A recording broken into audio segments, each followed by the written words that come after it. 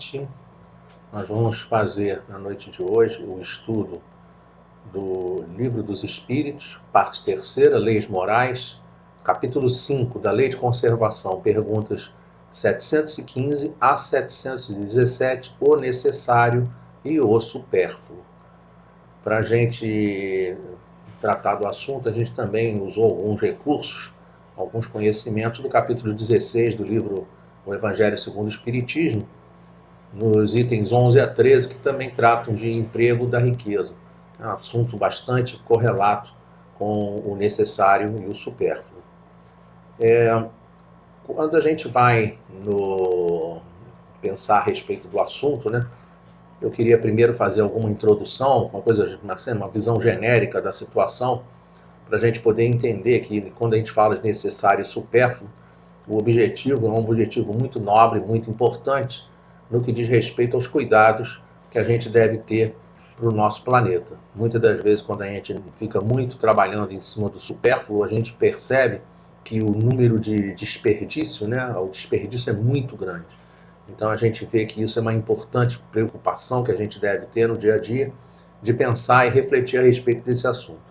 Ao mesmo tempo, também vale a gente pensar no que diz respeito à nossa vida atual, nos momentos de pandemia, né?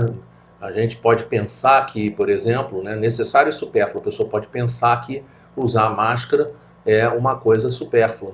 E aí a gente vê aqui assim, esse belíssimo slide, né? Eu só botei aqui a metade, aqui eu ocupei a metade da tela com ele, da Prefeitura de Jacinto Machado, da Secretaria Municipal de Saúde de Jacinto Machado, dizendo: previna-se, usar máscara é um ato de amor ao próximo, use você também. Então, preocupações que a gente tem no nosso dia a dia sobre esses assuntos, para a gente só ver, né, que quando a gente fala de necessário e supérfluo, muita gente vê só as questões de uma maneira literal, como estão dentro do Livro dos Espíritos, mas a gente pode também atualizar esse conceito. Uma outra coisa também que veio de uma maneira muito, muito marcante, quando a gente inclinou o nosso raciocínio, começou a pensar a respeito de necessário e supérfluo, é uma passagem que está no Evangelho de Marcos, capítulo 5, versículos 22, 23, e depois nos versículos 35 a 43. É aquela parte da filha de Jairo, que Jesus chega e diz: Talita cumi, né, menina, desperta.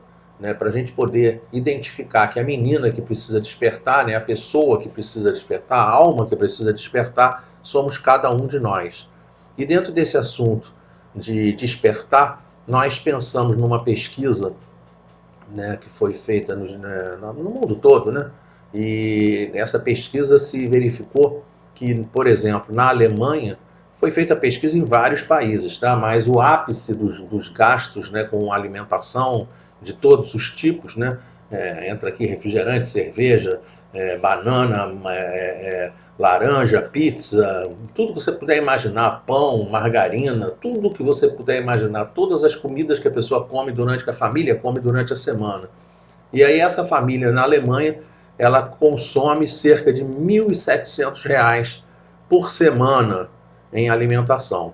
E aí, em contraste com essa situação, a gente vê o outro lado da moeda, né? Ou seja, aquilo ali a gente vê que 1.700 parece ser muito, e aí a gente vê o outro lado da moeda, que é o Chad, que é um país, né? Um país de extensão territorial relativamente grande, né? Não é um país minúsculo, né? Absolutamente não é um país minúsculo, né? Que fica lá na África, só para a gente poder ter uma noção, fazendo assim uma volta em torno desse país. Ele faz fronteira com Camarões, Nigéria, Níger, Líbia, Sudão, República Centro-Africana, só para a gente poder ter uma noção da quantidade de fronteiras que esse país tem, né, que é o Chad. E o Chad, ele consome por semana, as pessoas gastam por semana R$ 4,18. Ou seja, uma penúria por um lado e um gasto excessivo pelo outro. E aí a gente precisa, né, entender o foco que Jesus coloca para a gente poder entender para onde é que deve apontar o nosso raciocínio no que diz respeito a essa situação do necessário e supérfluo. E Jesus, lá no Evangelho segundo o Espiritismo, no capítulo 6, no item 7, diz para a gente de maneira muito clara: os fracos, os sofredores e os enfermos são meus filhos prediletos, venho salvá-los. Para a gente poder apontar as nossas forças, apontar os nossos raciocínios na direção daqueles que não têm o necessário. Essa que é a grande questão para a gente raciocinar quando a gente vai estudar esse assunto. E, sobretudo, pensar se é necessário a gente ir até o Chad, né? A gente sabe que no próprio Rio de Janeiro a gente tem uma população de rua que é expressiva, né, que merece, né, que precisa de cuidados, né, e graças a Deus muitos espíritas, muitos centros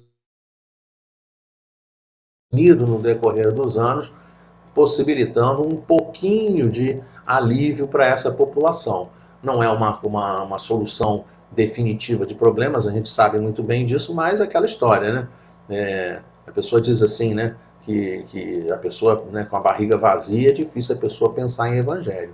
Então a gente precisa alimentar, precisa cuidar do máximo possível, fazer todas as campanhas que os centros espíritas possuem para auxílio dessa população de rua. E aí o Livro dos Espíritos diz para a gente assim, na questão 715, como pode o homem conhecer o limite do necessário? A resposta dos Espíritos diz, aquele que é ponderado o conhece por intuição. Basta a pessoa dar uma paradinha, né, por intuição, como ele está falando para a gente, dar uma paradinha e dar uma olhada como é que está a sua vida. A gente traz imagens, e tem trazido imagens, né, dentro desse estudo. Eu vou mandar também a parte de áudio e a gente está também fazendo aqui a parte de vídeo, né? Estamos gravando esse vídeo. E aí as imagens que a gente utiliza são pessoas que a gente vê que tem assim um excesso, né? Claro que, mas isso aqui é uma coisa comercial, é profissional, aí precisa realmente de produtos de maquiagem, mas a gente vê e fica pensando assim, que às vezes é a impressão que passa, né? Aí entra a questão, né? Aquele que é ponderado conhece por intuição. A pessoa olha e fala assim, engraçado, tá parecendo que é muito, né? Pode ser, eu não conheço do assunto, tá? Mas eu vou ser sincero, né? Já vimos comerciais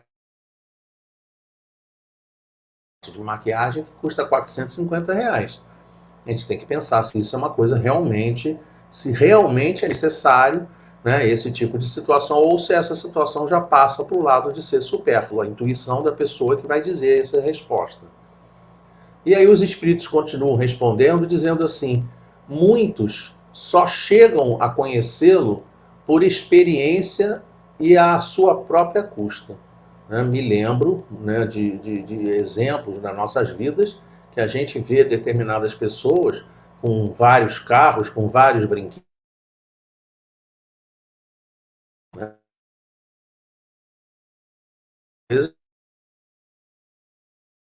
Me lembro, por exemplo, de uma situação muito marcante também, que um determinado rapazinho, né, um garotinho na evangelização, a gente fazendo uma atividade na evangelização, tinha um objetivo naquele dia, e eu não sei exatamente por que motivo, a gente pegou e perguntou assim, o que vocês, era próximo do Dia das Crianças, né?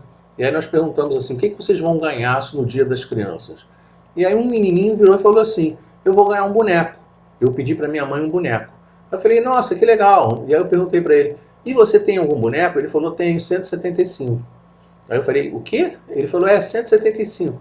Aí eu fiquei pensando assim, mas se você tem 175 bonecos, para que você quer outro boneco? Resposta dele, porque eu quero 176.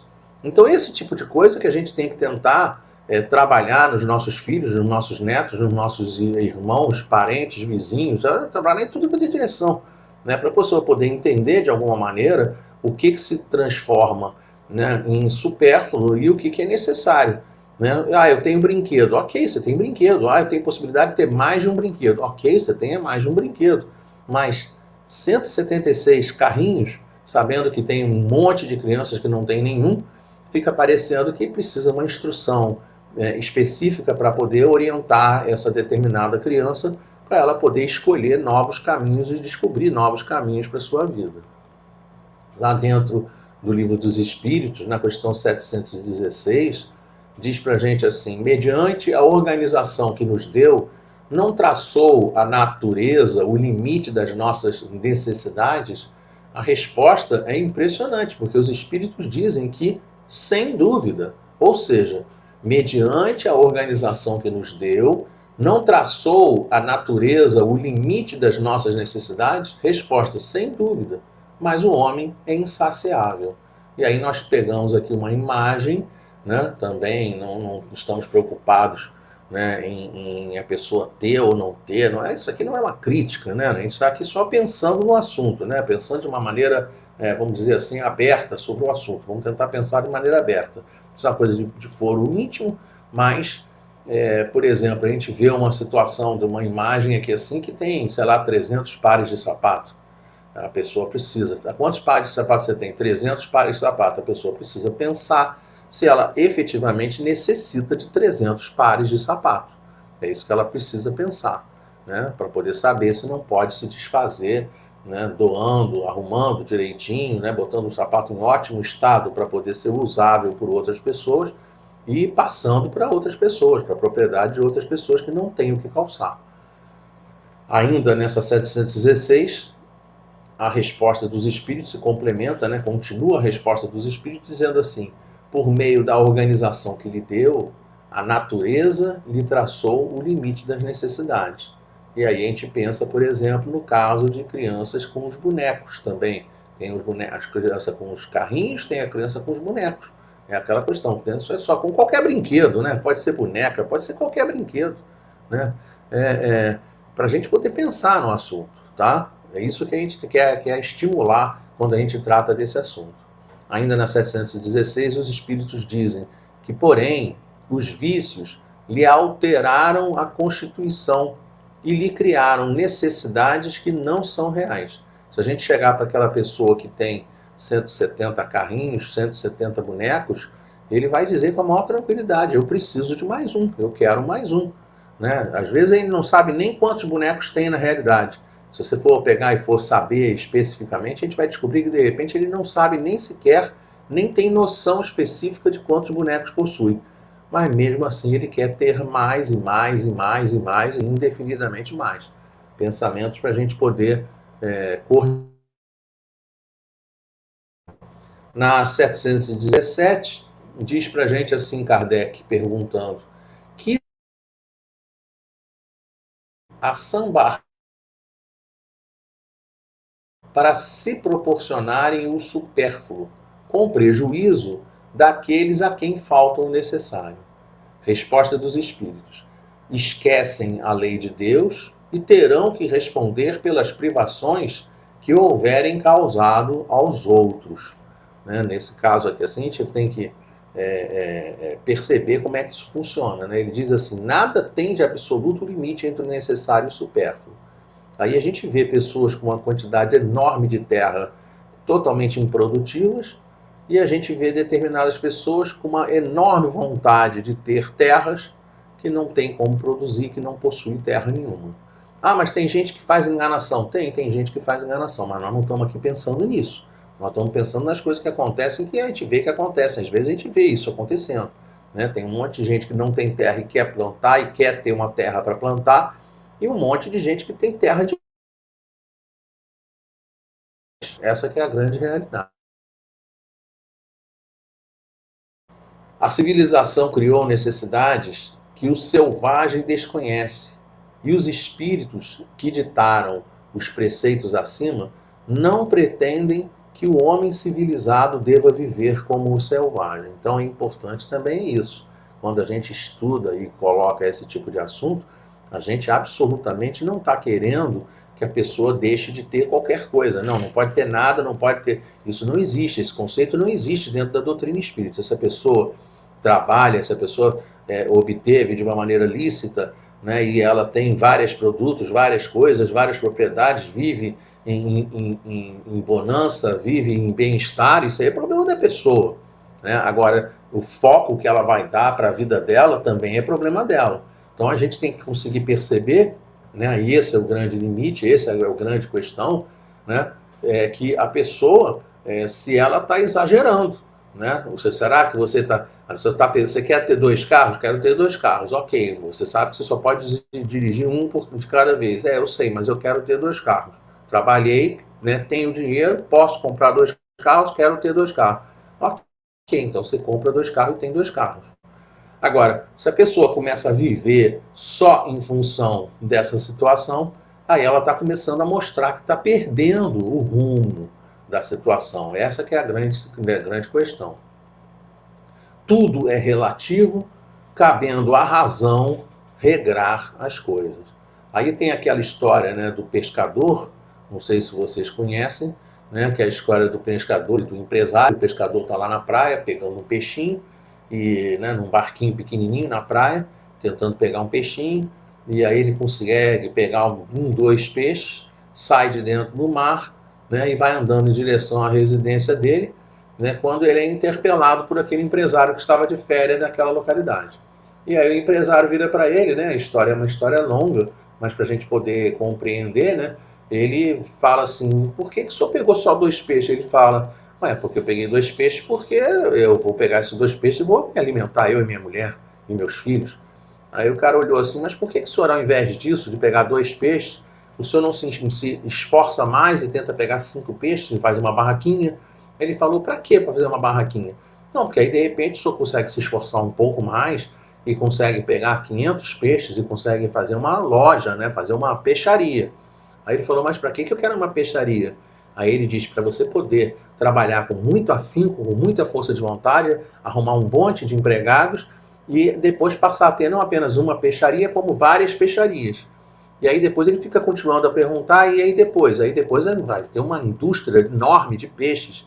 E aí ele vai colocando as perguntas, colocando. E aí ele falou assim, mas assim, e daí? Aí ele fala assim, aí daí que quando você for bem velhinho, quem sabe um dia você consegue se aposentar e vai morar numa cidade bastante afastada da cidade, né, do centro do comercial, e você vai ter a possibilidade de ter um barquinho e pescar só 1, 2 peixes. E aí o cara ficou pensando assim, mas para que eu vou fazer tudo? Então essas são coisas para a gente pensar. Às vezes a simplicidade das tem pessoas simples dentro do mundo que não veem necessidade de ter mais coisas, que tem a preocupação apenas com o necessário e não tem preocupação com o supérfluo. E aí a gente pensa, por exemplo, nesse trabalho, principalmente, né, da distribuição das cestas de alimentos, né, das sopas, né, todos os alimentos, todos os trabalhos que a gente vê dentro dos centros espíritas, né, da gente poder, de alguma maneira, influenciar as pessoas que estão ao nosso redor no sentido de trabalharem em favor dos semelhantes. E aí o livro dos Espíritos diz para a gente que a civilização desenvolve o senso moral e, ao mesmo tempo, o sentimento de caridade, que leva os homens a se prestarem mútuo apoio. Depois diz assim, os que vivem à custa das privações dos outros exploram em seu proveito os benefícios da civilização. Para a gente poder saber que tem gente que, na hora de acumular esses supérfluos, a pessoa acaba, muitas das vezes, explorando a mão de obra alheia.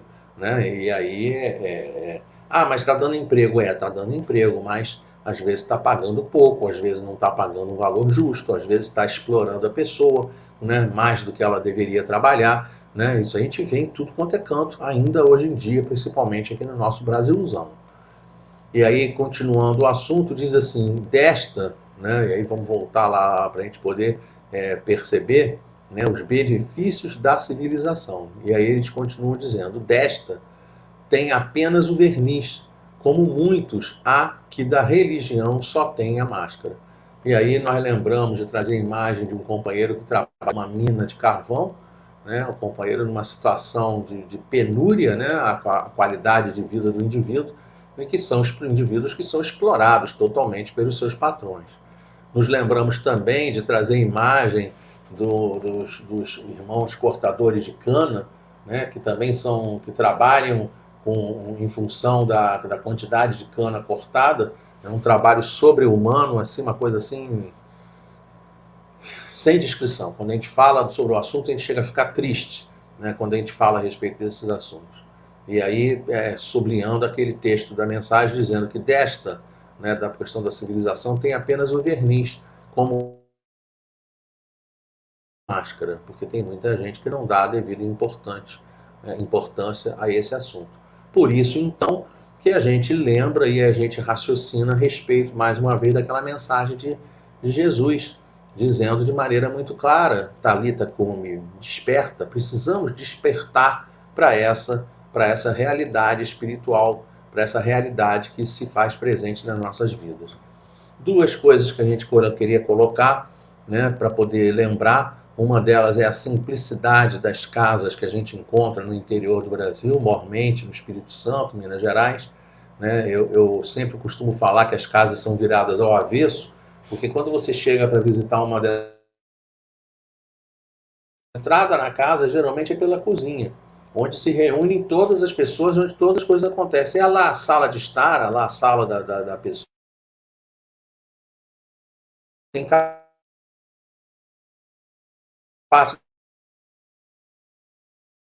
da casa. Mas aí você chega nos lugares assim, extremamente humildes, extremamente simples, e aí sempre tem um cafezinho, sempre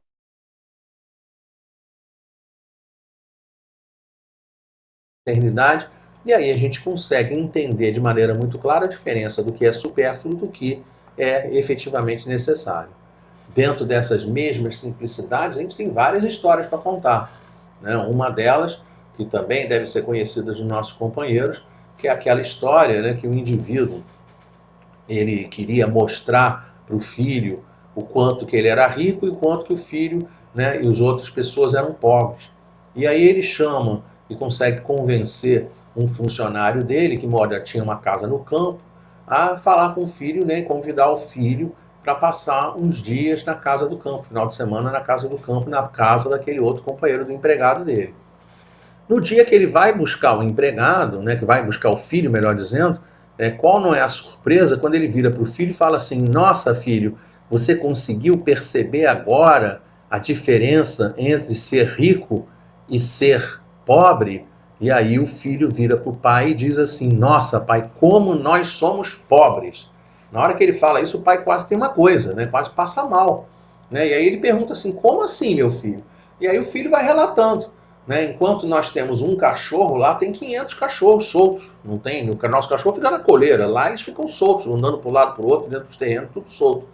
Enquanto a gente só tem um bicho, que é um cachorro, lá não, lá tem passarinho a dar com o pé, tem um monte de outros bichos, tem cavalo, tem porco, tem galinha, tem tudo quanto é bicho que você imaginar, tem lá. Né? E aí o pai já ficando assustado. Aí ele fala assim: enquanto a gente tem um jardim, nosso jardim é grande, mas lá a gente não vê o final das terras. A gente anda de um lado para o outro, brinca de um lado para o outro e não vê o final das terras. Aqui a gente tem, né, a nossa televisão, lá a gente tem estrelas, a gente olha assim o céu e isso é uma realidade. Né? Para quem já teve oportunidade de ver o céu estrelado de verdade, não o céu estrelado que a gente vê dentro da cidade grande como Rio de Janeiro, que a gente não enxerga nada, a gente vê de repente 1, 2, 3, 4, 5 pontinhos no céu e fica pensando que são estrelas, e às vezes nem estrelas são. Coisas para a gente raciocinar a respeito.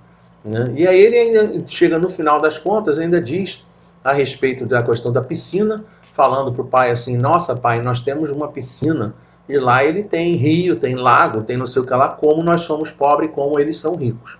Né? Dando uma verdadeira inversão no sentido da questão do que significa riqueza e também uma inversão no sentido dessa questão do que é necessário da vida das pessoas e aquelas coisas tantas que são supérfluas nas nossas vidas. Da mesma maneira, né, para a gente poder encerrar o trabalho da noite de hoje, a gente lembra daquela situação que aquele professor Mário Cortella conta, né, depois procurem na internet, vocês vão encontrar a história toda sendo contada, é bastante interessante, em que dois caciques vão a uma feira de São Paulo e ficam horrorizados com a quantidade de frutas que estão sendo armazenadas naquela feira. Né? E na hora que ele é com uma feira daquelas tipo Ceasa, tá? E aí o que acontece? Na hora que ele está olhando, que eles estão olhando aquele negócio, eles veem uma criança se alimentando dos restos de frutas, tentando obter, guardar e juntar o resto das frutas e dos legumes e de todas as coisas, né, para poder levar para casa. E aí, na hora que ele olha aquilo, ele fala assim: o que aquele garoto está fazendo? E aí todo mundo diz para ele assim: ora, ele está pegando comida. Aí ele falou assim: o cacique, né, um dos caciques, né, totalmente sem entender a situação, fala assim: por que ele pega uma comida estragada se tem um monte de comida boa aqui na frente? Né? Aí a resposta para ele: porque ele não tem dinheiro. Aí ele falou: mas por que não tem dinheiro? Ah, porque não tem. Né? E por que o pai dele não tem dinheiro? E aí vai começando a fazer uma série de perguntas e a pessoa fica estarrecida. Né? Como que nós achamos normal uma pessoa pegar comida do chão para comer, sabendo que existe uma quantidade enorme de comida disponível dentro do nosso planeta? Então são coisas para a gente pensar e é justamente em cima disso que esses capítulos, né, que essa série de questões do necessário e supérfluo nos levam a raciocinar. A gente termina o nosso trabalho desejando a todos que a paz do nosso Mestre Jesus se faça nos nossos corações e para a gente poder lembrar que a gente precisa cuidar do nosso Brasilzão, que a gente possa, quando chegar aí a vacina, a gente possa, todo mundo que já tiver direito, tiver na faixa etária, tiver nas condições, possa se valer da vacinação, porque isso é um procedimento muito importante para minimizar os efeitos dessa pandemia que já assola a nossa humanidade há mais de anos já. Então é para a gente poder pensar com muito carinho a respeito desse assunto. Que Deus abençoe a todos nós, uma excelente noite para cada um de vocês. Graças a Deus.